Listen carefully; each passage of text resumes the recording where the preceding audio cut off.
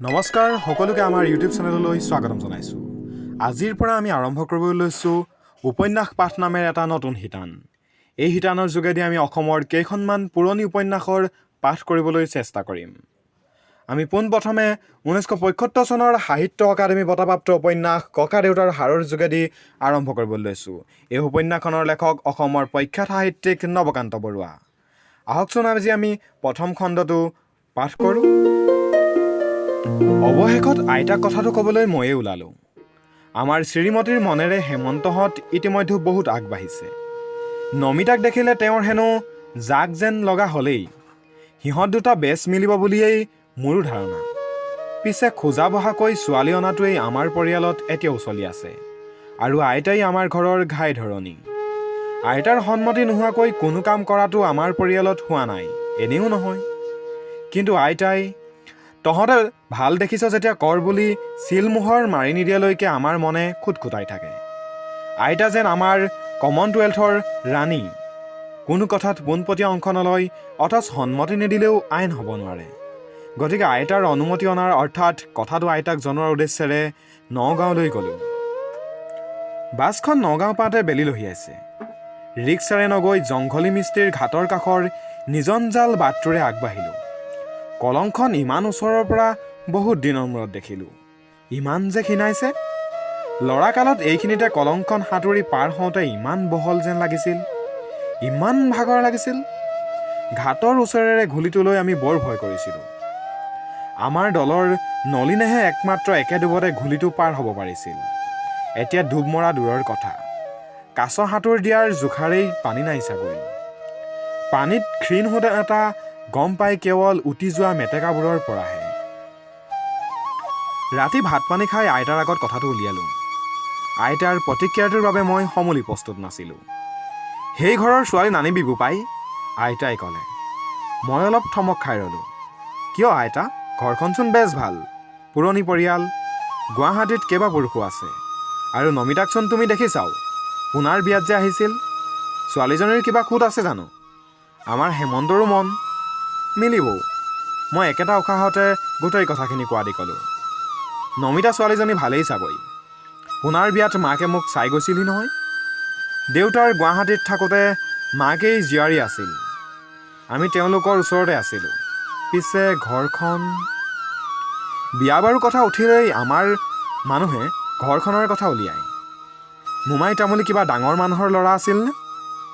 আমাৰ কৃষি প্ৰধান অৰ্থনীতিৰ দিনত বাৰু সেইবোৰ চোৱা চিতাৰ দৰকাৰ আছিল। এতিয়া এই গাই গোটেই পেটে ভঁৰালৰ দিনত সেইবোৰৰ কিবা অৰ্থ আছে জানো? এতিয়া বিয়া দুজন মানুহৰহে হয়, পৰিয়ালে ক'ত হয়? আইতাক অৱশ্যে এইবোৰ কথাৰ কোৱাৰ যুক্তি নেদেখিলোঁ। গতিকে ক'লোঁ, আইতা, ঘৰখনচোন তুমি জানাই বেছ পুৰণি ঘৰ। ছোৱালীৰ লেখা পঢ়াও আছে, অৱস্থাও ভাল। আইতাই মূৰ জোকাৰি ক'লে, শুকক আৰু কি বেদ পঢ়াবি বোপাই। সিহঁতৰ ঘৰখননো মই চিনি নাপাওঁনে? হেমন্তক কগৈ, সি যেন তাত বিয়া নকৰায়। মই অলপ বিৰক্তিতেই সুধিলোঁ, কিয় আইতা, মইতো হেমন্তক এটা কাৰণ দেখুৱাব লাগিব। তাৰ কথা তাতেই ক'ম মই। মোৰ অহমিকাত অলপ আঘাত লাগিল। এবাৰ ভাবিলোঁ হেমন্তকেই পঠিয়াই দিওঁগৈ। কিন্তু ঘৰৰ ডাঙৰ ল'ৰা হিচাপে মোৰ দায়িত্বও জানো নাই। মই আইতাক ক'লোঁ, হেমন্তৰ মনত পোনপটীয়া আঘাতটো নিদি মোকেই আপত্তিৰ কাৰণটো ক'ব পাৰ দেখোন। আপত্তি মোৰ নহয় বোপাই, আমাৰ ভাগ্য পুৰুষৰ। একেটা গাঁততে দুবাৰ তামোল পুতিব নাপায়, আইতাই ক'লে। দুবাৰ তামোল পোতা কথাটো মই ঠিক বুজা নাছিলোঁ। আইতাই হাঁহি মাৰি ক'লে, একে ঘৰতে দুবাৰ সম্বন্ধ কৰিব নাপায় বুলি কয় দেখোন আগৰ মানুহে। আমাৰ এই ভাল মানুহ কিঘৰৰ আকৌ থিতাতে সম্বন্ধটো ওলায়। মোৰ বিয়াৰ সময়তো কেইবা ঘৰৰো ছোৱালী সম্বন্ধে ঢুকি নাপায় বুলি এৰিবলগীয়া হৈছিল। মই পোনপটীয়াকৈ প্ৰশ্ন কৰিলোঁ, কিবা সম্বন্ধে পায় নেকি আইতা? পায়ো নাপায়ো, আইতাই ক'লে। মুঠতে মোৰ কথা শুন, এই বিয়াখন হ'বলৈ নিদিবি। আইতা, কথাবোৰ হাতৰ কৰি নেপেলাবাচোন, মই অলপ টানকৈয়ে ক'লোঁ। আইতাই মোৰ মুখলৈ চালে। মই চকু দুটা এবাৰ তললৈ নমাই আকৌ আইতাৰ মুখলৈ চালোঁ। আইতাই বিষণ্ণ মাতেৰে কোৱা দি ক'লে, এই বিয়াখনৰ কথা তহঁতে মনৰ পৰা গুচা বৰমইনা। কিন্তু হেমন্তটো যে ভালেখিনি আগবাঢ়িছে। আইতাই সৰুকৈ ক'লে, কিবা লেঠা চেঠা হৈছে নেকি আকৌ? তুমি যে আৰু কথাবোৰ কোৱা আইতা, নহয় তাৰ আৰু নমিতাৰ লগত সকলোৱে জানে সিহঁতৰ বিয়া হ'ব বুলি। আমিও জানো। এতিয়া তোমাৰ মতটো হ'লেই হয়। মোক নুসুধি বিয়া কৰালে মোৰ ক'বলৈ একো নাছিল। মোক সুধিলে মই নোৱাৰোঁ তহঁতক এটা হাওপাতৰ মাজলৈ কেনেকৈ ঠেলি পঠিয়াওঁ কচোন। আইতাৰ কথাখিনিত থকা আকুৰ গোজালি ভাৱৰ আঁৰত মই যেন শুনিলোঁ কিবা এটা বিষণ্ণতাৰ হতাশাৰ সুৰ। আইতাই কি হাওপাতৰ কথা কৈছে বাৰু? নমিতাহঁত গুৱাহাটী আৰু আমি নগাঁৱৰ। কাম কাজৰ কাৰণে আমি দূৰৰ গুৱাহাটীতে থাকি যোৱা দি গৈছোঁ। আধা চিনাকিৰ পৰা চিনাকিৰ পৰ্যায়লৈ আহিছে নমিতাহঁতৰ পৰিয়ালটো। আইতাই সম্ভৱতঃ গুৱাহাটীত থাকোঁতে ঘটা কিবা ঘটনাৰ কথা জানে, যিটো মোক ক'ব খোজা নাই।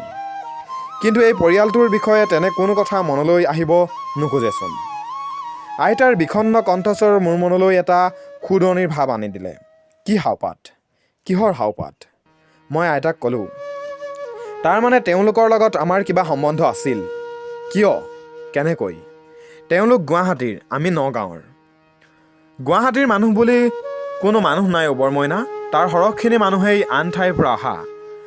কোনে বৰফুকনৰ আমোলত, কোনোবা মান ভগনত, তাৰপিছত চৰকাৰী চাকৰিয়াল।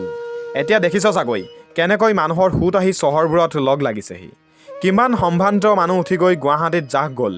কিমান ঠেকচিগা মানুহ আহি গোজেই গছ হৈ বহিল। আইতাৰ মুখত গুৱাহাটীৰ জন্ম কাহিনী শুনাৰ ধৈৰ্য মোৰ নাছিল। ক'লোঁ, সেইবোৰ জানো আইতা তাহানি বৰফুকনে কামৰূপৰ স্থানীয় মানুহখিনিক নিশা নগৰত থাকিবলৈ নিদিয়াৰ কথাও শুনিছোঁ। নমিতাহঁতো নিশ্চয় কোনোবা এটা সময়ত উজনিৰ পৰা উঠি অহা। কিন্তু আমাৰ লগত বিশেষ কোনো সম্বন্ধৰ কথা শুনা নাই দেখোন। সিহঁত ক'ৰ মানুহ জান? আইতাই পোনপটীয়াকৈ প্ৰশ্ন কৰিলে। হ'ব আৰু চাৰিং নদুৱাৰ বা তেনে কোনো ঠাইৰ। মই পালমৰা উত্তৰ এটা দিলোঁ। শুন। আইতাই দীঘল উশাহ এটা লৈ অলপ পৰ ৰ'ল। তাৰপিছত ক'লে, শুন, সিহঁত আৰু তহঁত একালত বৰ ওচৰা ওচৰি আছিলি। সিহঁতৰ গাঁও আৰু তহঁতৰ গাঁৱৰ মাজত আছিল এখন পথাৰ, একাশী পথাৰ।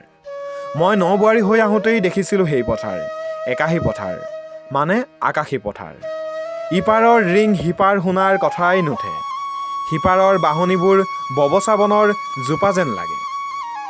আইতাই যেন এটা ভয়া লগা সাধুহে আৰম্ভ কৰিব খুজিছে। আইতাৰ একাশী পথাৰৰ মাজেদি এতিয়া ৰেলৰ আলি হ'ল। আমি সৰুতে দেউতাৰ লগত আধিত দিয়া ধান আনিবলৈ যাওঁ। একাশী নামটোও শুনা নাছিলোঁ। আইতাই আপোন মনে কোৱাদি কৈ গ'ল। এইফালে কলং, মাজত তহঁতৰ গাঁও। সিমূৰে নৈ। নৈ কলংখন দেখিলেই মোৰ তহঁতৰ পৰিয়ালটোলৈ মনত পৰে। বৰ কালিকা লগা এই নৈখন। নীল বৰুৱাৰ পুতেকে কলং পাৰত বুলি লিখা পদ্য দুটামান পঢ়িছিলোঁ। কলঙৰ কালিকা কিবা ধৰিব পাৰিছেনে নাই চাইছিলোঁ। পিছে নাই। কলঙৰ কথাচোন তাত নায়েই। কিবা ডেকা গাভৰুৰ মেলহেচোন। কলংখন দেখিলে মোৰো দুখ লাগে। আমি জংঘলী মিস্ত্ৰীৰ ঘাটৰ কাষেৰে আহোঁতে আৰু দুখ লাগিছিল। কিবা আইতা আইতা লাগিছিল। সৰুতে দেখিছিলোঁ শিলঘাটৰ ওচৰত বাৰিষাও নাৱৰ তলিখন মাথো তিতে। নাওবোৰ দলঙৰ দৰে উভুৰি লৈ পৰি থাকে। খৰালি বালিত গাঁত খানি পানী একো গাগৰি নিয়ে। গাঁৱৰ জীয়াৰীবোৰে নহয়, চুটি মেখেলাৰ ওপৰত ব্লাউজ পিন্ধা পেন্দুকণা আইটি একোজনীয়ে। কাৰণ মানুহ হোৱাৰ পিছত ছোৱালী ঘাটলৈ যোৱাটো লাজৰ কথা। ভাল মানুহৰ গাঁও যে। এইখনেই কলং। ভূগোলৰ মতে সুঁতি। কিন্তু মিছা আৰু ডিজু নামৰ পাহাৰী জুৰি দুটাই লগ নধৰালৈকে তাত সুঁতেই নাথাকে। এইখনেই কলং। নৈ বুলি ক'লে হাঁহি উঠে। এতিয়া মনত পৰে, নৈ বুলি ক'লে তাহানি মহাজননী আয়েও হাঁহিছিল। কিন্তু সম্পূৰ্ণ বেলেগ কাৰণত। কলঙেই। নৈ হ'বলৈ যাব কিয়? আমাৰ বৰআই এগৰাকী ডিবৰুৰ ছোৱালী যেতিয়া দিনৰে পৰাই নিম্ন প্ৰাইমেৰী পাছ। ঘৰত পকীনাদৰ পানী খাই সদায়। বিয়াৰ পিছত আহি খোৱা পানীখিনি অলপ ঘোলা যেন দেখি নৈৰ পানী নেকি বুলি সুধিছিল। স্কুল পঢ়া বৌয়েকৰ বুদ্ধিৰ হস্ৰতাত ননন্দেকে কৈছিল, এৰা, এতিয়া 10 মাইল বাট কৰিবাই তোমালৈ নৈৰ পানী আনিবগৈ কোনোবাই। খোৱা কলঙৰ পানী। নৈ মানে তেওঁলোকৰ অভিধানত নৈ। এইখন কলং। আকৌ মনত পৰিল সৰুতে আইতাই কোৱা পুৰণি কথাবোৰ। মিকিৰ হাতৰ নিৰাময় মৌজাদাৰ গৈছিল গুৱাহাটীৰ কমিছনাৰ চাহাবৰ ওচৰলৈ। কাজলীমুখ চেৰাই নাও যেতিয়া ব্ৰহ্মপুত্ৰত পৰিল, তেতিয়া সৰু পাই নাও বৈচাই হেনো চিঞৰি উঠিছিল, আই ঔ, এইখন বৰ ডাঙৰ কলং ঔ বুলি। আমাৰ চিৰি লুইতৰ পাৰৰ সৰুপাই গাঁৱৰ 20 মাইলৰ ভিতৰত। কিন্তু কলঙৰ বাহিৰে আন নৈ সি দেখা নাই। তাৰ অভিধানত কলং মানে নৈ, নৈ মানেই কলং। মই এইবোৰ ভাবি থাকোঁতেই যেন আইতাই মোৰ মনৰ ভিতৰখন এখন কিতাপ পঢ়া দি পঢ়ি গৈছিল। আইতাৰ মাতত মোৰ চমক ভাগিল। এৰা বোপাই, কলংখন তেনেই মৰিসুটি হ'ল। কিন্তু আগতে তেনে নাছিল। হাতীমূৰা পৰ্বতখনে বাট ভেটা দি ধৰাৰ পৰাহে হ'ল। আগতে সেইটো এটা চাপৰিহে আছিল, বছৰি তল যায়। দেখা নাই, কোৱা শুনিছোঁ। এতিয়া বোলে কলঙত কোম্পানীৰ জাহাজো চলিছিল। পিছে কলং হেনো এনেকৈ নাথাকে। এদিন বোলে লুইতৰ ঘাই সুঁতিটো এইফালে দিয়ে বব। 2 মুনি শিলা উত্তৰ পাৰলৈ যাব। আইতা এনেকৈয়ে ক্ৰমে ক্ৰমে অতীতৰ মাজলৈ সোমাই যায়। কিম্বদন্তীৰ পৰা আৰম্ভ কৰি খেলি মেলিকৈ পাৰৰ মানুহবোৰৰ কথা ক'বলৈ আৰম্ভ কৰে। কলং পাৰৰ ভাল মানুহৰ গাঁওকেইখনৰ নিস্তৰংগ জীৱন যাত্ৰাৰ পলকত যেন আইতা সোমাই পৰে। গতানুগতিক বংশ পৰম্পৰাৰ আমনি লগা অহংকাৰ। সেই অহংকাৰ অতীতৰ অহংকাৰেই আন নাম কিজানি বুৰঞ্জী। এই বুৰঞ্জীও হয়তো এদিন সত্য আছিল, এই অহংকাৰৰ দৰেই। আইতাহঁতৰ কলং পাৰৰ জীৱন জীয়াই আছিল অতীতক লৈ। ৰজাঘৰীয়াৰ সন্মান আৰু প্ৰতিপত্তি যোৱাৰ লগে লগে আৰম্ভ হ'ল চাহ বাগিচাৰ সৈতে লেনদেন। ব্যৱসায় নহয়, চাকৰি। ব্যৱসায় কৰিব পৰা অধ্যৱসায় আৰু মনৰ স্থিৰতা এওঁলোকৰ নাই। আনকি আগৰ যুগৰ মানি মানুহ হিচাপে ইংৰাজ চৰকাৰৰ পৰা পোৱা মৌজাকেইটাও এওঁলোকে চলাই খাব নোৱাৰিলে। আইতাই বৰ কৰোণভাৱে বিৰক্তিহীন তিক্ততাৰে কৈ গ'ল, সোপাই বাগিচাৰ চাকৰিত সোমাল। মাইকী মহৰীৰ পৰা বৰবাবুলৈকে, তাৰ ওপৰত নাই। চাকৰিৰ লগতে অলপ খুচুৰা বেপাৰ। কলঘৰ সজাৰ পৰা কিছু টিনপাত আনি কাৰোবাক দিয়া, চিলতীয়া বেপাৰীক কিছু চোৰাং চাহপাত, এইবোৰ। বুজিছ বৰমইনা? কিন্তু কথাই বতৰাই চাহ বাগানৰ মালিকৰ সুৰ। কথাটো ময়ো মন কৰিছিলোঁ। আমাৰ পৰিয়ালত এটা নতুন সংস্কৃতিৰ চানেকি দেখিছিলোঁ আৰু শুনিছিলোঁ তাৰ উপযোগী ভাষা। মোমাই, মাই, বাই এইবোৰ হেনো চুট লোকৰ ভাষা। মহাদেউ মাহীদেউ বোলা দস্তুৰ পলমকৈ অহা উজনীয়া ঢং। সেই মানুহসকলে ফজিৰতে উঠি কামজাৰিলৈ যায়, হয়তো নাঙলৰ ফাল চাচিবলৈকে। মামাৰ বিয়ালৈ দিদি আহিব নোৱাৰাৰ বাবে আফচোচ কৰে। মাটি থাকে আধিত। সৰুতে দেখিছিলোঁ দীঘল দীঘল দাগৰ একোচিতা মাটি। পুৰুষে পুৰুষে দীঘে দীঘে ভাগ হৈ আহি একোডোখৰ মাটি দীঘে এমাইল পথালিয়ে হালখন ঘূৰে কি নুঘূৰে। বৰ ঘৈণী ন ঘৈণীৰে কমেও 2জনী তিৰোতাৰ একোখন 20জনীয়া সংসাৰ কোনোমতে বৰ্তি থাকে। বাকীখিনি চাহ বাগিচা আৰু সৰু সুৰা চৰকাৰী চাকৰিয়ে যোগায়। কিন্তু বোপাই বিয়া বাৰু হ'লে সদায় আঁতৰে আঁতৰে। আইতাই অলপ অৰ্থপূৰ্ণ সুৰত ক'লে, 8 গাঁৱৰ টুকুৰিয়ালৰ ঘৰ, চতিয়াৰ দফলা বৰুৱাৰ ঘৰ, আনকি উত্তৰ গুৱাহাটীৰ মজিন্দাৰৰ ঘৰৰ লগতো ছোৱালী দিয়া অনা হয়। পিছলৈ তহঁতৰ কলেজ পঢ়া চাকৰি কৰা 2-এজনে উজনিৰ কাকতি দুৱৰা ঘৰৰো ছোৱালী আনিছে 2-1। সেই অঞ্চলত হ'লে কাকতি বৰাৰ ঘৰ আৰু কঁহালৰ ঘৰৰ বাহিৰে আনৰ লগত মিতিৰ সম্বন্ধ নাই। 2-এঘৰৰ বিষয়ে খোৱা হাজৰিকা শইকীয়ালৈ 2-এজনী ছোৱালী দিছে। বাকীবোৰ হেনো চুট লোক, কাৰীৰ পৰা নাম নকটাৰ গোষ্ঠী।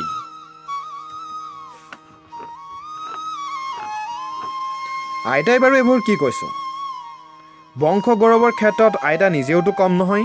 আজি কিহৰ কাৰণে আইতাই এইদৰে নিষ্ঠুৰভাৱে নিজৰ অতীতক বিশ্লেষণ কৰি চাব খুজিছে? আইতাই নিন্দাৰ চলেৰে গৌৰৱ কৰিছে নে গৌৰৱৰ চলেৰে নিন্দা কৰিব খুজিছে বাৰু? বুজিছ বোপাই, এই ভেমকণেই আছিল তেওঁলোকৰ জীৱন। তাতে যেন তেওঁলোক জিৰণি লৈছিল। তাকেই পাগলী জীয়াই ৰাখিছিল নিজক। ভেমনো নকৰিব কিয়? তাৰপিছত আইতাই যিখিনি ক'লে তাৰ সাৰমৰ্ম এই, কলঙৰ অতীত থকা দি এদিন সিহঁতৰো আছিল বিচিত্ৰ অতীত। সেই অতীতত নাছিল ৰজাঘৰীয়া চাকচিকা অথবা গ্ৰাম্য সৰলতা, কেৱল মাত্ৰ মৰ্যাদাৰ স্থূল প্ৰতিপত্তি। সময়ে উজাই গ'লে মন কৰিব পাৰি কলিয়াবৰৰ পৰা খাগৰিজানলৈকে এই অঞ্চলটোত সমাজৰ কোনো ভাৰসাম্য নাছিল। উত্তেজিত হ'লে সিহঁতৰ সীমাজ্ঞান নাথাকে, আনন্দিত হ'লে পাহৰি যায় ৰুচি। ৰজাৰ চকুত পৰিবলৈ বৰফুকনৰ মন যোগাবলৈ চাম ধৰা কোঠাত গড় মাৰি থকা ৰজাৰ সৈন্যৰ মাইকী জগনীয়া হ'বলৈকো সিহঁতৰ বহুতৰ কুণ্ঠা নাছিল। আনহাতে আকৌ আহোমৰ দুৰ্দিনত আশ্ৰয় বা সহায় বিচাৰি অহা ৰজাক সিহঁতে ছাগলী খেদুৱা দি খেদি পঠাইছিল। চিৰ অশান্ত এই অঞ্চলৰ প্ৰজাই 9 দিনৰ ভিতৰতে দুচাম ৰাজবিষয়াৰ পৰিৱৰ্তন বিচাৰি হাবাথুৰি খায়। আকৌ আগৰ বিষয়তেই সন্তুষ্ট হৈ সেও হয়। ৰাজ বিষয়া অত্যাচাৰ আৰু প্ৰতিষ্ঠাকামীৰ খিয়লা খিয়লি নগাঁৱৰ ইতিহাস। নদাই খৰঙীৰ কথা শুনিছ? আইতাৰ প্ৰশ্নত আকৌ যেন আমাৰ ঘৰ পালোহি। শুনিছোঁ আইতা। লাচিত বৰফুকনে শৰাইঘাটত বেমাৰী গাই নদাই খৰঙীৰ কান্ধত ভৰ দিয়েই নাৱত উঠিবলৈ গৈছিল। সেই নদাই মানে নন্দেশ্বৰ তহঁতৰ উপৰিপুৰুষৰ এজন বৰফুকনৰ গাৰখীয়া আছিল। কলিয়াবৰৰ পৰা আহি মিকিৰ হাতত থিতাপি লোৱা বৰুৱা কেইঘৰৰে এজন হ'ল ভোগেশ্বৰ বৰুৱা। নদাইৰ দুপুৰুষৰ তলত পলৰীয়া ৰজা গৌৰী সিংহৰ দিনত তেওঁ ডেকা মানুহ। আইতাৰ কথা শুনি শুনি আজিৰ দিন যিটো প্ৰসংগত এইবোৰ পুৰণি কথা ওলাইছে তাৰ কথা পাহৰিয়ে গৈছিলোঁ। ভাবিলোঁ আইতাক সোধো, তেওঁ কোৱা কাহিনীৰ লগতনো হেমন্ত নমিতাৰ বিয়াখনৰ সম্পৰ্ক ক'ত? কিন্তু কিবা এটা মই অনুমান কৰিলোঁ। আইতাই হয়তো পূৰ্বপুৰুষৰ পৰা মুখে মুখে বাগৰি অহা কিবা জানে আমাৰ পৰিয়ালৰ। তেওঁ কোৱা মতে কিবা হাওপাতৰ কথা। সেইবাবে আইতাক আৰু একো নুসুধিলোঁ। আইতাই কৈ যাওক, মই শুনি যাম। আইতাই হঠাৎ ক'লে, মোৰ জোৰণত দিয়া গহনাখিনি দেখিছিলি নে? সেইখিনিৰেই তহঁতৰ মাৰৰো জোৰণ দিয়া হৈছিল। মোৰ মনত পৰিল আয়ে এবাৰ দেখুৱাইছিল কেইপদমান পুৰণি অলংকাৰ। ক'লোঁ, দেখিছিলোঁ আইতা, কি হ'লনো? কেনেকুৱা আছিল গহনাখিনি? জানো, মনত নাই বিশেষ। তই কিজানি মন কৰা নাই। গোটেইখিনি অলংকাৰ মীনা কৰোৱা। ঢাকা জিলাৰ পৰা মীনা কৰাই আনিছিল তোৰ ককাৰে। পুৰণি বা নতুনেই হওক, অলংকাৰৰ মহিমাৰ বিষয়ে মোৰ কোনো কালে কোনো কৌতূহল নাই। কিন্তু আইতাৰ কথাবোৰ মোৰ কিবা প্ৰহেলিকাময় যেন লাগিবলৈ ধৰিলে।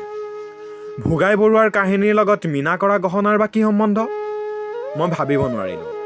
আইতাই মাথোন ক'লে, আগে তহঁতৰ পৰিয়ালত জোৰণত মীনা কৰা গহনাহে দিয়ে। ভোগাই বৰুৱাৰ পুতেক জোৰাই দিনৰ পৰা সেইটো চলি আহিছে বোলে। মোৰ বিয়াৰ আগে আগে আইৰ পুৰণি গহনাবোৰ চোৰে নিছিল। আয়ে কিবা কিবি নতুন গহনা কৰাইছিল। মনত পৰিল, তেতিয়া আইতাই মীনা কৰোৱা আঙঠি এটা হ'লেও দিবলৈ কৈছিল। মীনা কৰা অলংকাৰ দিয়াত কিবা অৰ্থ আছে বুলি তেতিয়া ভবা নাছিলোঁ। কোনেও একো কোৱাও নাছিল। আজি যেন তাত এটা দূৰৰ সংকেত পালোঁ। ভায়েৰৰ বিয়া য'তে নেপাত লাগে মীনা কৰা অলংকাৰ দুপদমান দিবি, মই মাৰকো ক'ম। কিন্তু পাৰিলে সেই ঘৰত বিয়া নকৰাবি। তহঁতে সিহঁতৰ প্ৰতি ডাঙৰ অন্যায় নহয়, পাপ কৰি থৈছ। সেই হাওপাত এতিয়াও যোৱা নাই। সেইবাবে কিজানি তহঁতৰ হৈও একো নহয়। তহঁত জখলা একোডাল হৈ আনক বগাবলৈ সুবিধা দিছ, নিজে একো কৰিব পৰা নাই। আইতাৰ হুতুৰা হুতুৰি হাত দুখন মই খামুচি ধৰিলোঁ। মুহূৰ্তৰ বাবে পাহৰি গ'লোঁ হেমন্ত নমিতা সকলোকে।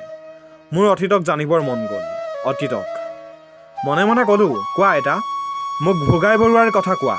মীনা কৰা গহনাই কি হাওপাত পাহৰাই নে সোঁৱৰাই তাৰ কথা কোৱা। আইতাৰ কাহিনীয়ে মোক সময়ৰ বুকুৰে উজুৱাই লৈ গ'ল অৰ্ধ অৰাজক এখন ঠাই আৰু এটা সময়লৈ। প্ৰথম খণ্ডটো ইমানতে সামৰণি পৰিছে। ইয়াৰ পাছৰ খণ্ডত আমি ককাদেউতাৰ সাৰ উপন্যাসখনৰ দ্বিতীয় খণ্ড আৰম্ভ কৰিম। বিভিন্ন ভুল ভ্ৰান্তি ৰৈ গৈছে, কথাৰ মাজত খোকোজা লাগি ৰৈছে বা নিৰ্দিষ্ট সুৰ দিব পৰা নাই। তাৰ বাবে ক্ষমা প্ৰাৰ্থী। আগলৈ উন্নত কৰিবলৈ চেষ্টা কৰিম আৰু শুনি থাকিব আমাৰ এই নতুন শিতান উপন্যাস পাঠ। ধন্যবাদ।